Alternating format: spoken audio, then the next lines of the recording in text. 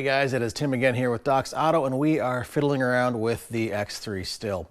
There's been a little bit of a problem I've noticed since I got it, and when I first saw it at the auction lot, I noticed there was an oil leak. Now, doing a little bit of looking around, I did see there was wetness all the way down, down in here. Looks like a long history of what I've researched, and I believe is just bad seals on this cap, or the cap itself being faulty after, 125,000 miles. And if you look down back here in the engine, on top of it, you can see it is a little oily as well, just with some cast off. I don't see anything otherwise leaking underneath the engine.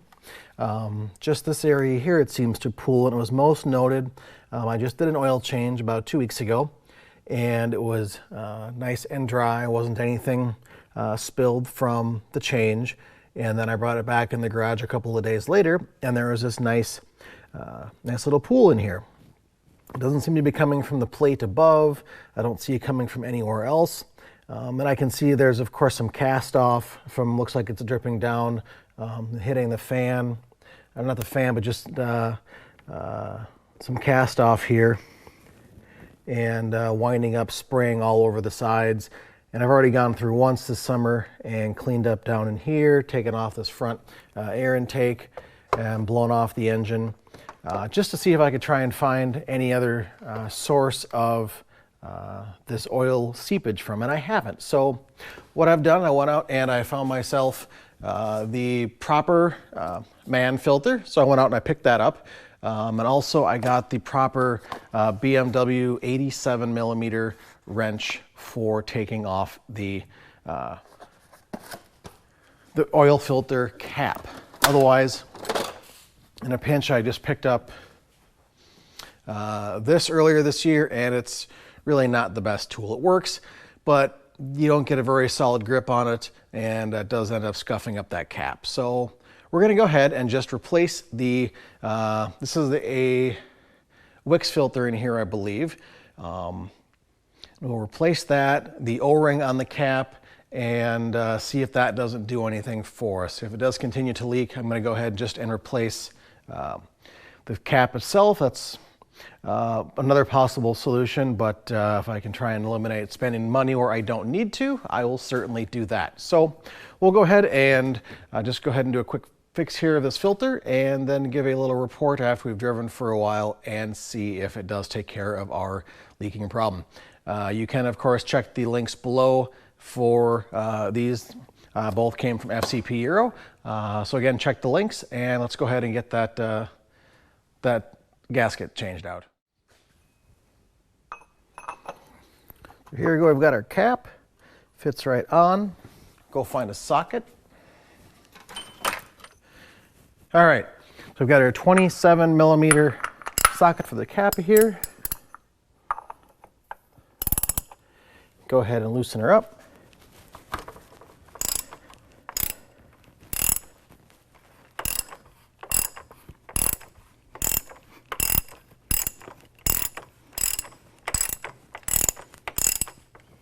Now, it's been advised when you do take this off, it's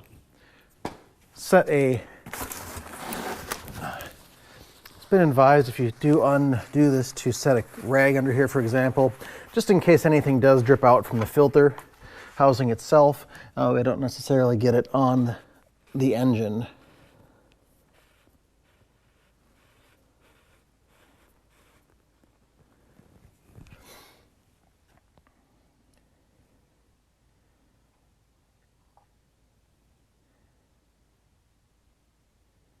It looks like in this case we're not going to have that problem at all.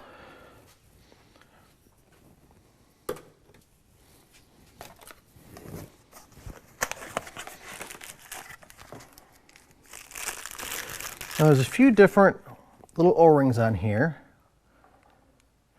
One is right at the base of this housing, so we'll replace that. And then there's also a larger O-ring around the cap, so that will also be replaced.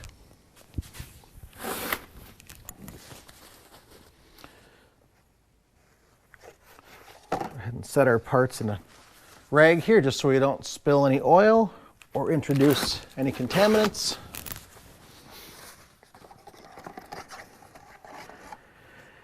And now what I've read is some of the other filters, the non-wicks or the non-full paper ones that they have the plastic cap and base on them, have been reported to just not let enough oil pass through, and that allows the oil to seep out through the O-ring, especially if it's not seated correctly. So we'll go ahead and remove nearly brand new filter, unfortunately, but it is what it is.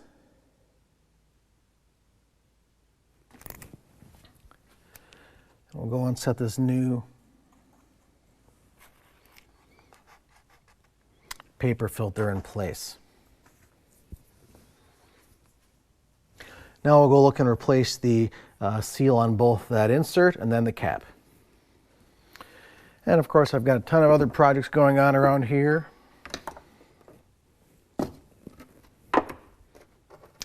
Don't have the largest of workspace, so space is kind of at a premium sometimes.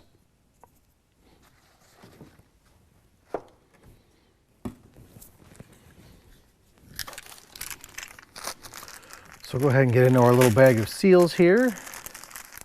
There also comes with the kit a brass washer for the bottom for the drain plug in the oil pan. So we're not changing our oil today, but we will keep that with our other spare parts just because you never know when you might lose one.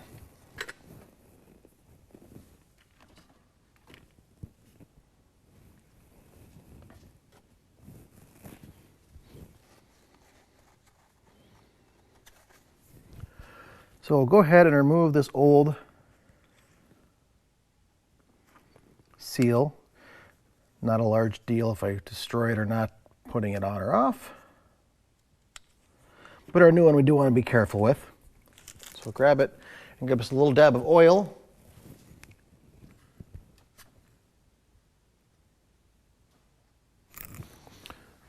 So we can lubricate this seal up a little bit. Just make sure it's not being put on dry and causing any damage.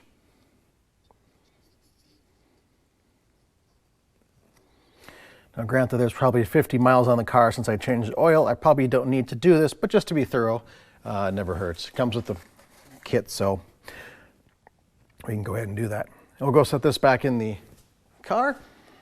There we go. We'll just go ahead and remove our cap from our socket wrench.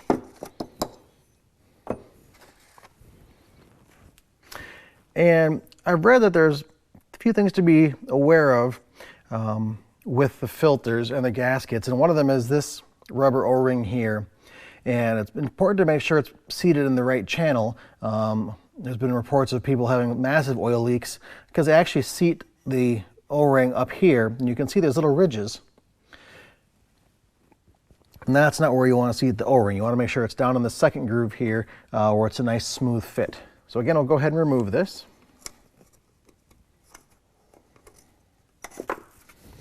Find our new one. And again, I'll go ahead and make sure that it is properly lubed up. It does look like we're good in there. Get a dab of oil and then go ahead and reseat this around the correct location. It's important you don't overly twist or stretch these O-rings. They do have a tendency to break if you do abuse them. So just make sure it is seated in there properly. And then we can go ahead and reassemble it back on the vehicle. All right, so we have our new O-ring on here. We have our new O-ring on here. And now we'll go ahead and just thread this back on here. Can remove our little rag now since we didn't have any spillage.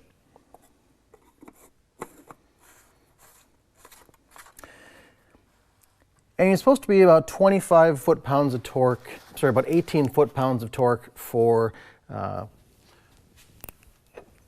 tightening this down.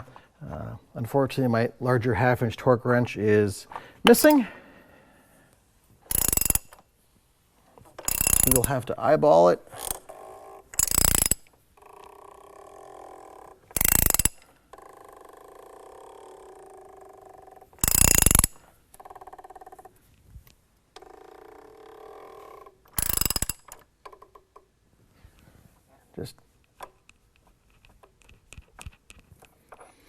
And that should hopefully do it for us. Go ahead and knock this off.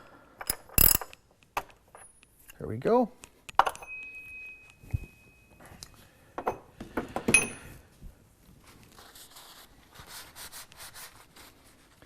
Go ahead and seep up the rest of the oil down here, just so that once we restart and get driving again, we will hopefully not see anything else recur. That would be excellent. I can go ahead and do a final cleanup on this engine. So that'll do it for right now. We will go ahead and probably post a little information back later on, Instagram, Facebook, whatever, if that fix did resolve the issue.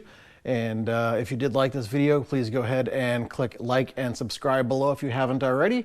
And of course, tell your friends, share with your friends, because that's how I get more visits. Anyways, thank you for watching, and we'll catch you on the next video. Bye.